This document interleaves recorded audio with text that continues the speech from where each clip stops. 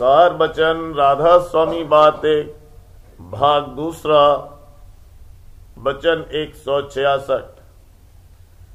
साध वही है जिसने सब आश्रय छोड़कर एक सद्गुरु का आसरा साध लिया है और सब संतों का मूल मत जो शब्द है उसको दृढ़ कर पकड़ा है, और जिस काम में कि गुरु भक्ति में कसर पड़े उसको नहीं करता है।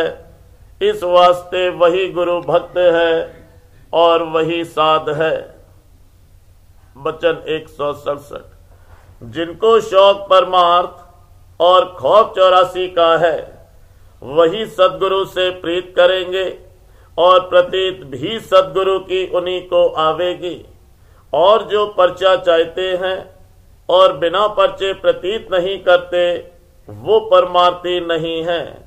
उनको सद्गुरु पर भाव नहीं आवेगा और पर्चा देकर प्रतीत कराने की मौज नहीं है, क्योंकि पर्चे की प्रतीत का भरोसा नहीं है। प्रतीत उन्हीं की सच्ची है जिनको सद्गुरु के दर्शन और वचन प्यारे लगते हैं और बिना उनके दिल को चैन नहीं आता। ऐसे जो जीव हैं वो पर्चा भी देखते हैं, और जो निरे पर्चे और करामात के गाहक हैं उनको पर्चा दिखाने की मौज नहीं है। वचन 168। सिवाय शब्द के और कोई रास्ता इस जीव को अपने मुकाम में पहुंचाने का नहीं है, और जो और रास्ते हैं वो काल के रास्ते हैं। शब्द हर एक के घट में मौजूद है, इसलिए उसको सुनना चाहिए। जो नहीं सुनते हैं वो अंत में दुख सहेंगे। बाहर के गाने बजाने से ये बात हासिल ना होगी, और ज्यादा मार उन पर पड़ेगी जो संतों के घर में हैं और फिर शब्द का खोज नहीं करते। वचन 169।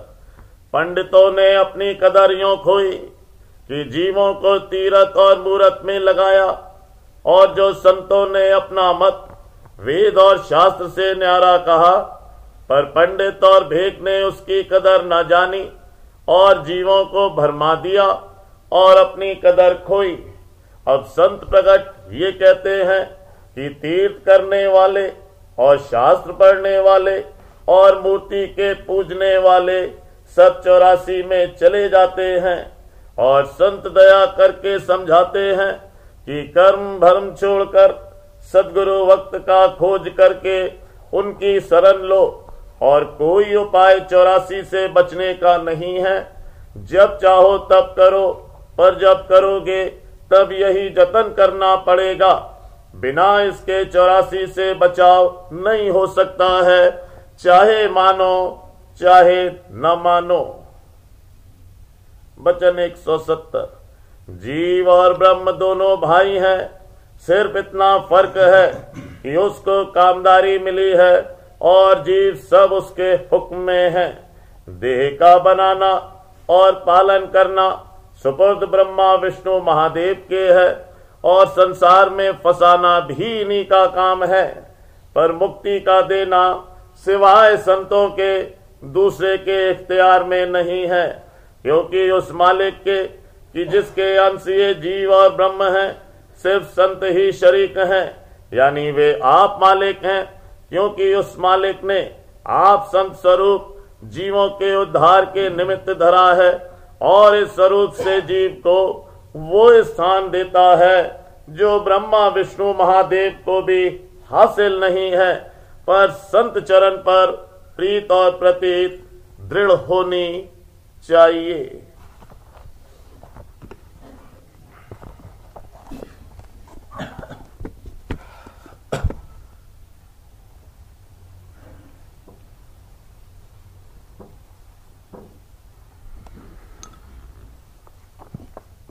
वचन बाबूजी महाराज भाग पहला, वचन नंबर 8। आगरा 15 फरवरी सन 1938। दुख तकलीफ की बर्दाश्त। दुनिया दुख सुख की खान है, यहाँ बराबर दुख सुख भोगना पड़ता है। दुख ज्यादा है और सुख बहुत कम है। सुख अगर जरा सा भी मिले तो उसमें जीव इस कदर सुख रूप होकर गाफिल हो जाता है कि उसके बाद में आने वाले दुख का उसको जरा भी ख्याल नहीं रहता। असल में वह कुछ दिनों का माया का लाड़ है, उसके बाद कोई भारी दुख आने वाला है, इस बात का वह सूचक है। ये बात सही है कि दुख सुख सब कर्मानुसार आते हैं, मगर जो भक्तजन और परमार्थी हैं उनके कर्म फल से कर्म करते हैं और संसारियों के कर्म चढ़ते हैं। वे अपने कर्म लिखे दुख को दुख रूप होकर और सुख को सुख रूप होकर भोगते हैं। भक्तजन और परमार्थी दुख सुख में उनका रूप नहीं हो जाते, भक्ति कायम रखते हैं, इसलिए उनके कर्म फल भक्ति फल में तब्दील हो जाते हैं। जैसे मन सर्वविकारों का मूल है, उसी प्रकार ये संसार दुख की खान है।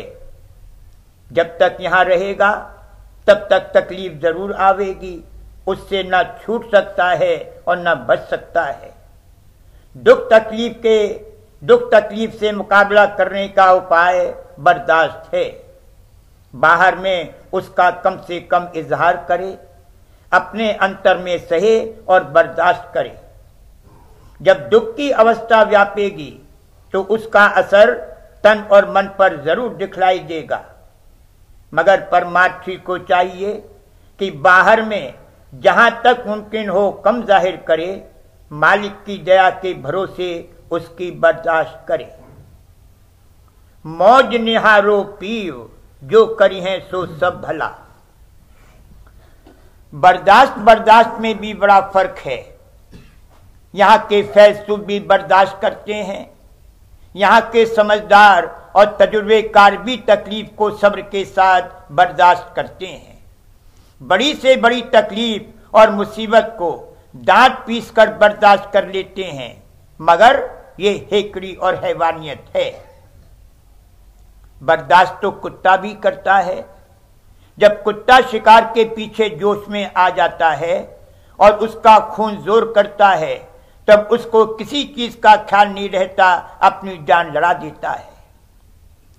जब वह लोमड़ी को देखता है और उसको जोश आ जाता है, तब ऐसा कूदता है कि अपनी जान की भी परवाह नहीं करता। इसी तरह से सब माया के पीछे दौड़ते हैं और कूदते हैं।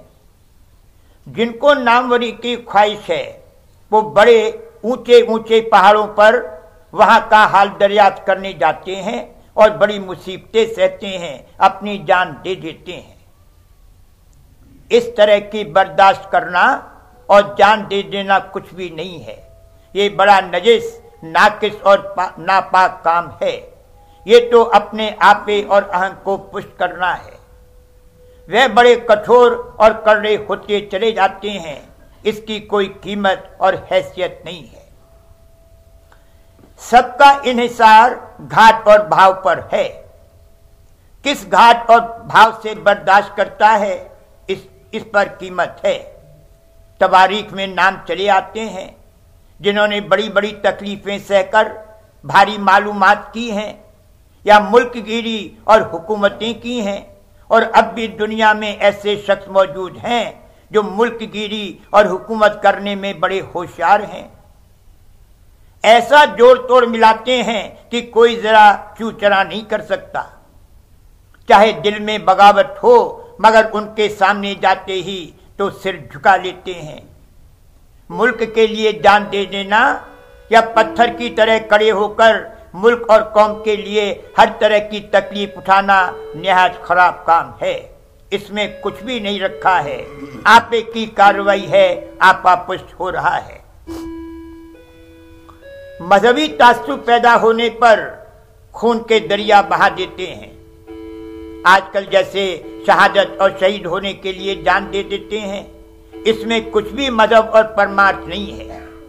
अपनेपन के लिए कि हम हिंदू हैं या मुसलमान हैं, जान दे देना बड़ा खराब है। जैसे सिंह घास नहीं चर सकता, उस तरह से परमात्मा के लिए प्रण धारण किया हो और अगर उसके लिए जान दे तो वह भक्ति है। जहां तात्सुब है वहां तो समझ लो कि परमात्मा का एक किनका बाकी नहीं रहा है। तात्सुब पैदा होने पर तो सिवा लड़ाई झगड़े के और हो ही क्या सकता है। जो अंतर का भेद था और परमार्थी कार्रवाई थी वह तो गुम हो गई और उसका सिर्फ बाहरी लवाजमा रह गया। मसलन समाज और ग्रंथ की पूजा करना और झंडा खड़ा करना और इसी तरह की कार्रवाइयों में जरा जरा सी बातों पर लड़ना भिड़ना कि ये तो समाज की बेअदबी हो गई और ऐसा हो गया और वैसा हो गया, या कि बंसावली गुरु पूजना और पुरानी टेक व पक्षी लीक पिटाई करना और इस तरह की बातें करना कि हमारे घर में फला गुरु या भक्त हुए थे और उन्होंने फला कार्रवाई इस तौर से की थी और अब भी वैसे ही होना चाहिए। अब इस जगह इस बात का बयान नहीं किया जाएगा कि समाज बनाने से क्या मतलब है और उसकी क्या अजमत व बुजुर्गी है।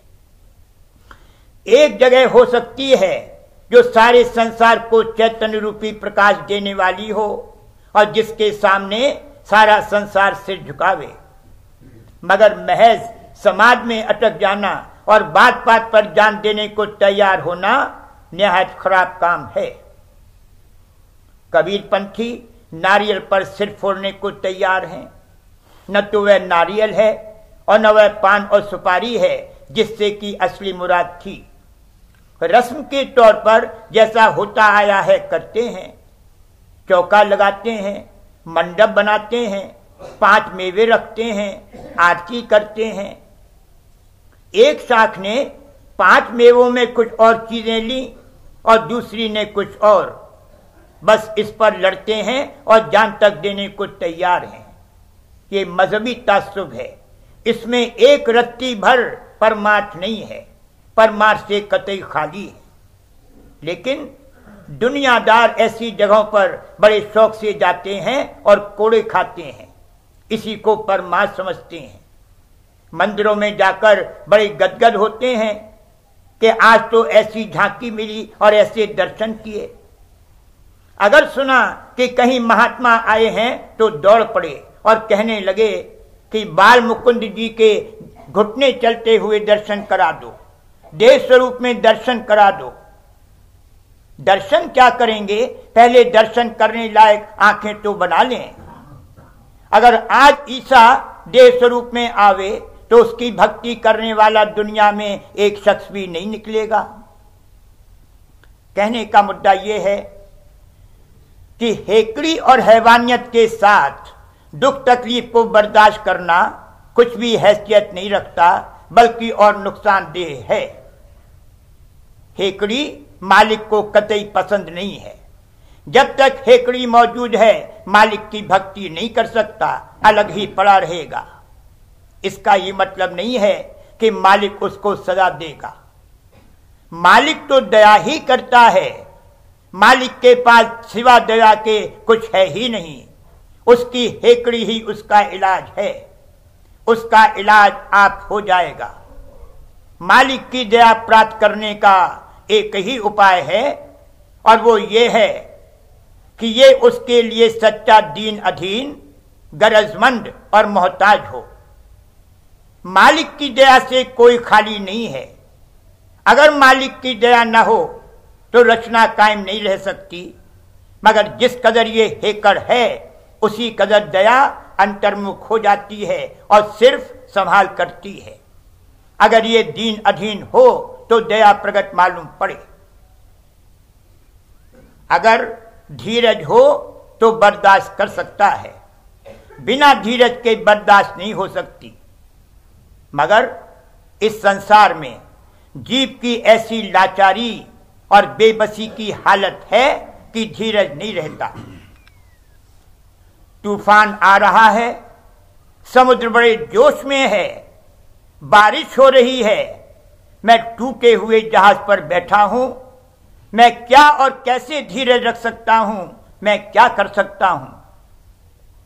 जब ऐसी हालत अपने अंतर में मालूम पड़े, तब ये सच्चा दीन अधीन होगा और मालिक से प्रार्थना करेगा कि मुझे धीरज बंधाइए अपनी दया से, मुझे बर्दाश्त की ताकत दीजिए अपनी दया से, मुझसे करनी कराइए अपनी दया से, मुझे दर्शन दीजिए अपनी दया से, मुझे अंग लगाइए अपनी दया से।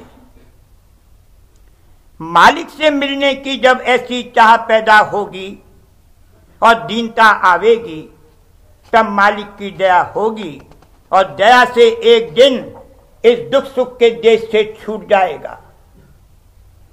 बातें बनाने और देखा देखी से कुछ नहीं होगा।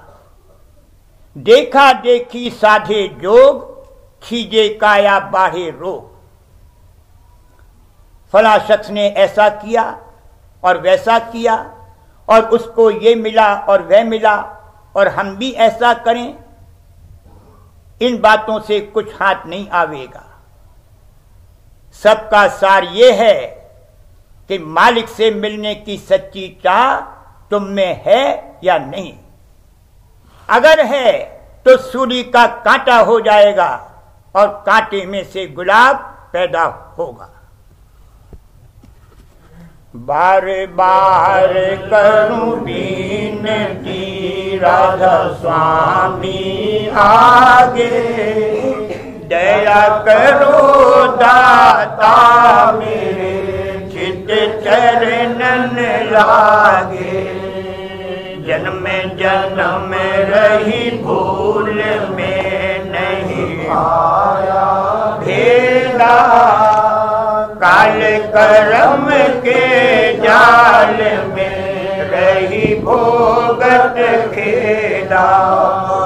जगत जीव भर मत फिरे नित चारो खानी, ज्ञानी जोगी पिल रहे सब मन की घानी।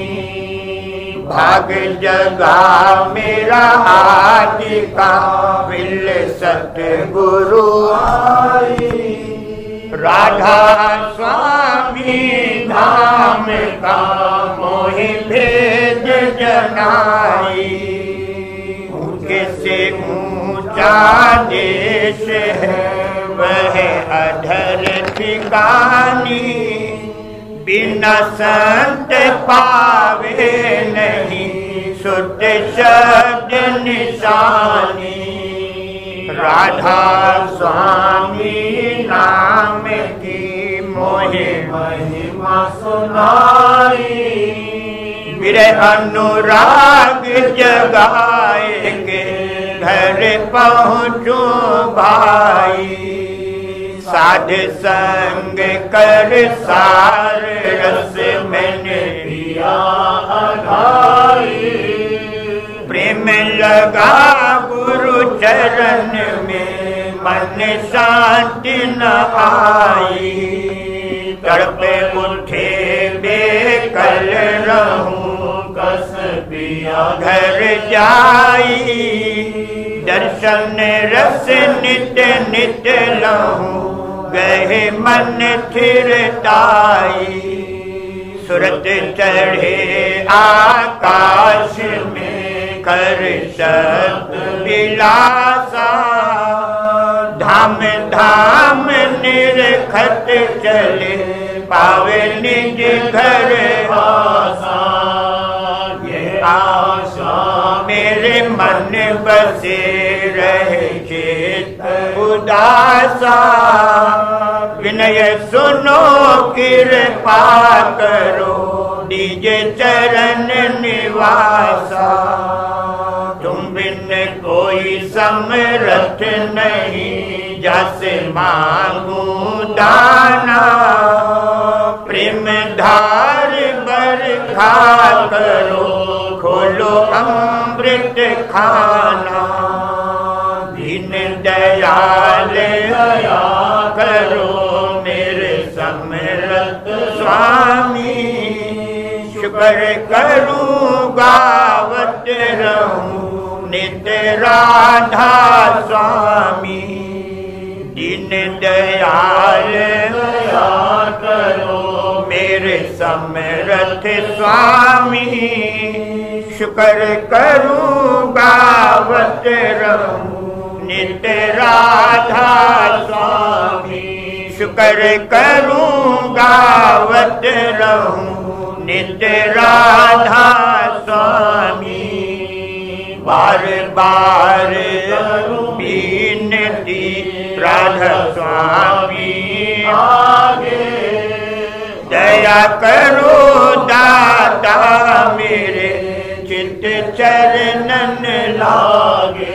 दया करो दाता मेरे चित्त चरणन लागे।